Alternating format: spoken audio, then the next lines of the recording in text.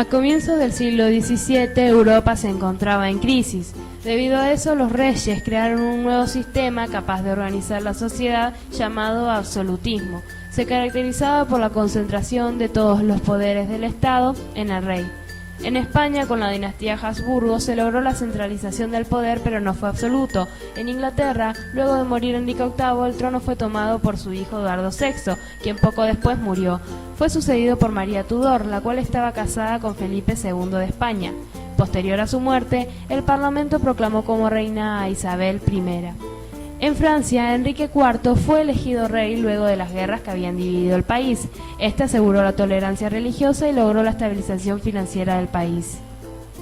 El absolutismo se basaba en la idea de que los reyes gozaban de un derecho divino, no tenían ningún tipo de control y solo ellos dictaban las leyes de su reino. La sociedad se organizaba en estamentos, los cuales eran grupos determinados por el nacimiento de las personas o por sus privilegios adquiridos. Los grupos estamentales eran campesinos, de los cuales su trabajo dependía de la subsistencia de todos, los burgueses, que podían ser comerciantes o formaban parte del patriarcado, la nobleza, descendiente de los señores feudales de la Edad Media, y el clero, que eran miembros religiosos. Profundizando en Francia, luego de la muerte de Enrique IV, su hijo Luis XIII fue coronado, pero al ser menor de edad, su madre, María de Medici, ejerció el poder en modo de regente. En 1614, Luis XIII asumió el poder y nombró como ministro a Richelieu. Al morir Luis XIII en 1634, lo sucedió su hijo Luis XIV, también menor de edad, por lo que su madre, Ana de Austria, ocupó su lugar. Se produjeron conflictos llamados la Fronda, contra el aumento de impuestos y la hambruna causada por malas cosechas. Esto terminó con el sometimiento de los rebeldes.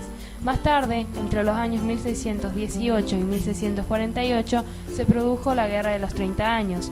En 1635, Francia decidió participar y la guerra finalizó con la Paz de Westfalia y ayudó a consolidar la monarquía francesa.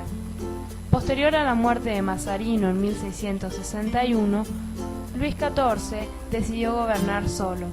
Instaló la corte en el Palacio de Versalles y allí se buscó crear una imagen del rey como representante de Dios. Además, se organizaban bailes en los que el rey se presentaba como el Rey Sol.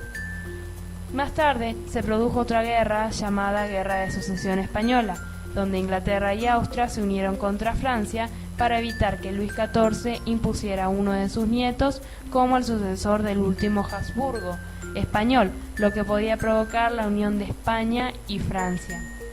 Esto terminó con el fracaso de Francia y su nieto, Felipe V, se vio obligado a renunciar a su condición de heredero. Con el objetivo de sostener ese poder absoluto, los reyes crearon un sistema de organización basado en una burocracia eficiente. Esta política económica la llevó adelante el ministro Colbert y es denominada mercantilismo o colbertismo. Su idea principal era que la riqueza del reino se basaba en la cantidad de metales preciosos con que contaba el Estado. Como estos eran un bien agotable, ya que no podía ser creado, los reinos debían competir entre sí para adueñarse de la mayor cantidad posible. Esto produjo guerras para incorporar territorios y colonias, y para perjudicar el comercio de otros reinos. Esto último se llevaba a cabo con la ayuda de corsarios, que atacaban buques para apropiarse de las mercaderías. Este nuevo sistema ocasionó medidas de control del comercio y de fomento de industrias. En Inglaterra se fabricaron telas baratas y livianas. Establecieron las actas de navegación que prohibían las ventas dentro del reino y obligaba a comprar solamente a la metrópoli. En Francia se fabricaron manufacturas reales. En España se crearon fábricas reales. En Holanda se construyeron compañías. En Inglaterra surgió un sistema donde la autoridad del rey estaba limitada por una institución llamada Parlamento. En 1603, luego de la muerte de Isabel I, llegó al trono inglés Jacobo I, cuyo sucesor fue Carlos I. quien se opuso al Parlamento y entre los años 1625 y 1640 lo mantuvo clausurado. En 1640 estableció un impuesto que la burguesía se negó a pagar. Debido a eso, convocó al Parlamento, quienes aprobaron el impuesto a cambio de reconocerlos como una institución permanente. Carlos disolvió el Parlamento, pero este creó un ejército y al ganar ejecutaron a Carlos I.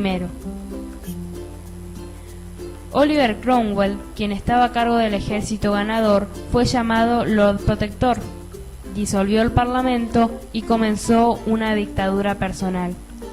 En ella, Inglaterra fue destinada a lograr un fin económico común. Tras su muerte, en 1658 se dio lugar a la restauración de la monarquía. En 1660, Carlos II concedió autoridad al Parlamento.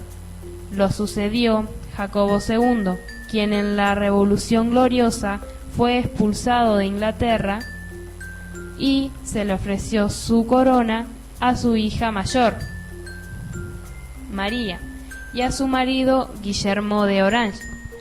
Se comprometieron a reconocer la autoridad del Parlamento y firmaron las declaraciones de derecho que limitaban el poder real. Ese fue el comienzo de la división de poderes.